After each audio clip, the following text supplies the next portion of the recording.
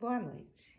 Nesse nosso 14º encontro do nosso canal do YouTube Tornai-vos Hostes Vivas, queremos trazer hoje, 13 de maio, dia de Nossa Senhora de Fátima, a meditação sobre as suas aparições na Cova da Iria em 1917, que ocorreram nos meses de maio a outubro, a cada dia 13, ao meio-dia, a 3 pastorinhos: Lúcia, de 10 anos, Francisco, de 9 e Jacinta, de 7 anos.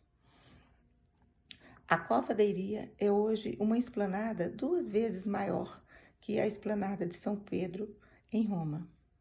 E estar ali é sentir o bálsamo da presença de Maria e o amor de Deus de trazê-la a nós como uma profetisa.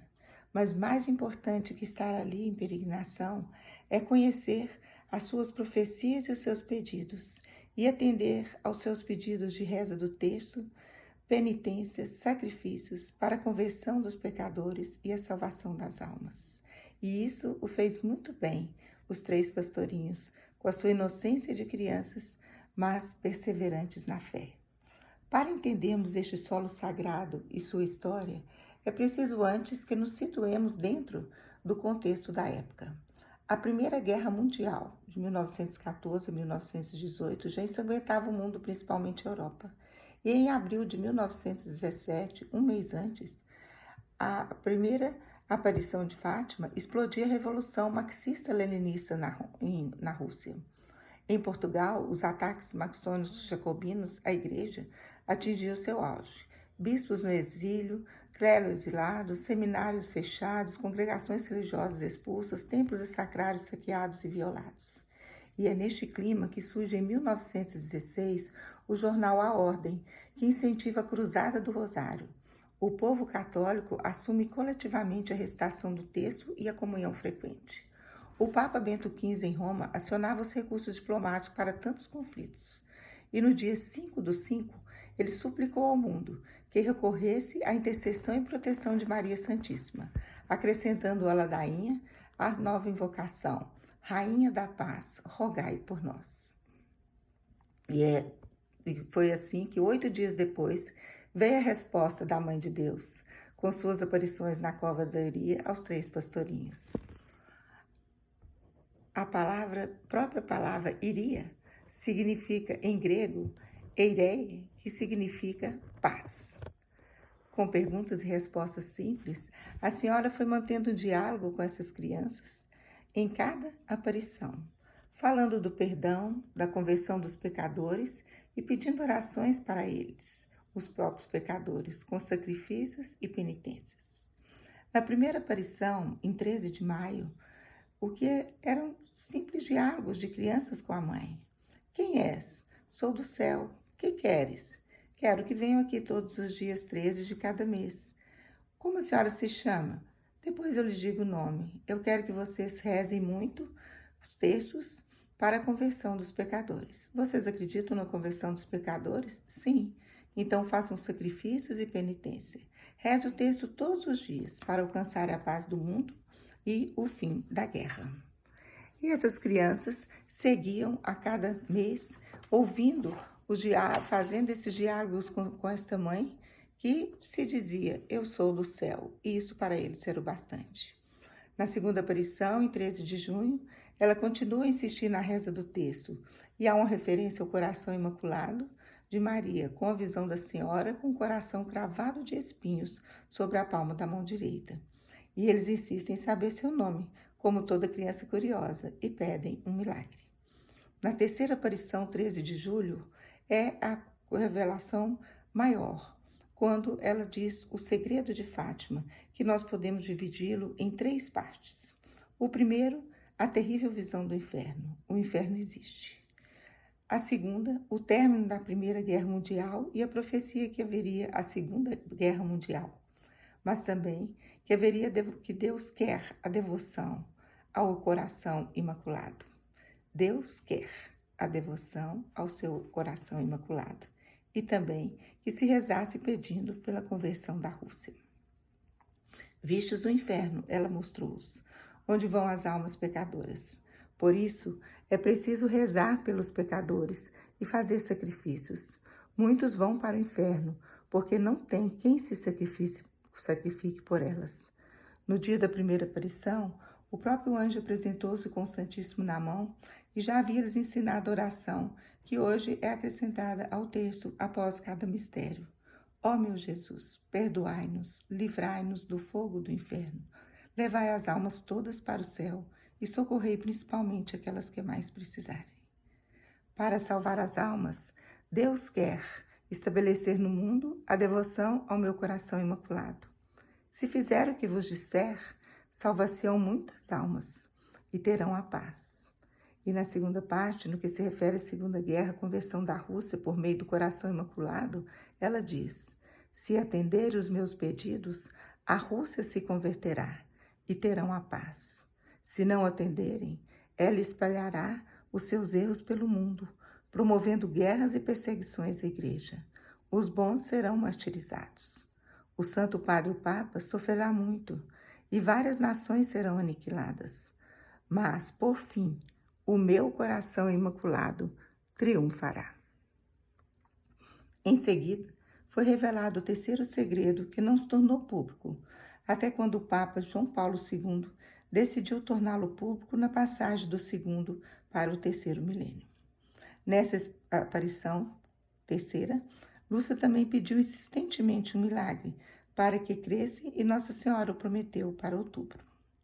Na quarta aparição, em 13 de agosto, os 3 pastorinhos não puderam comparecer, porque estavam sendo julgados e investigados pela polícia e foram presos e também torturados psicologicamente.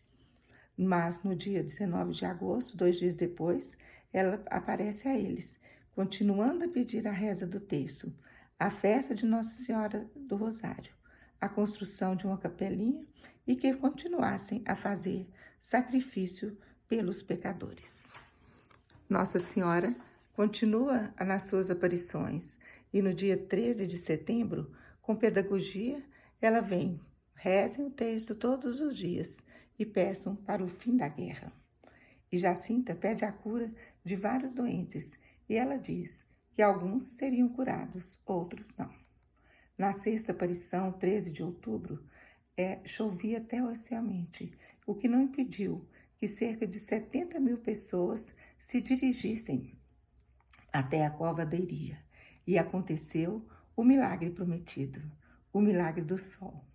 Ao meio-dia, a chuva cessa e o sol aparece semelhante a um disco de fogo, projetando raios em todas as partes e em todas as cores, e isso se repetiu por 3 ciclos durante 10 minutos.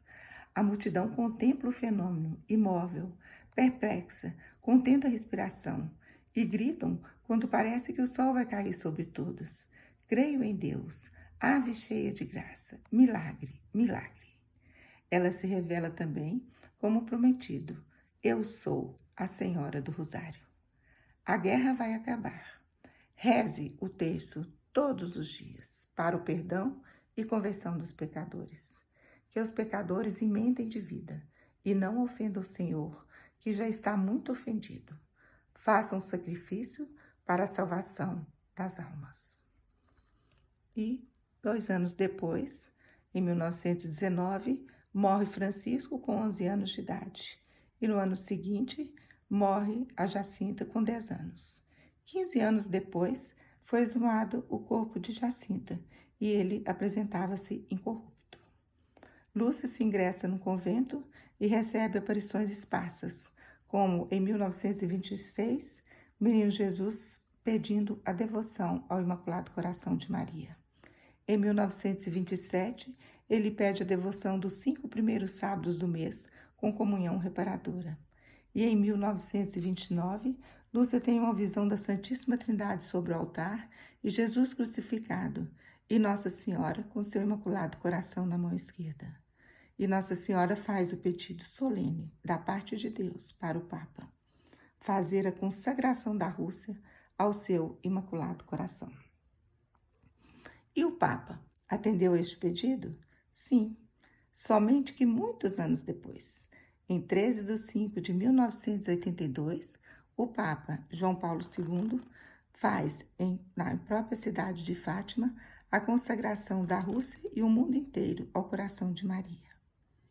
e em 25/3/84, na Praça São Pedro, ele, em união espiritual com todos os bispos do mundo inteiro, confiou todos os homens e todas as mulheres e todos os povos ao coração de Maria.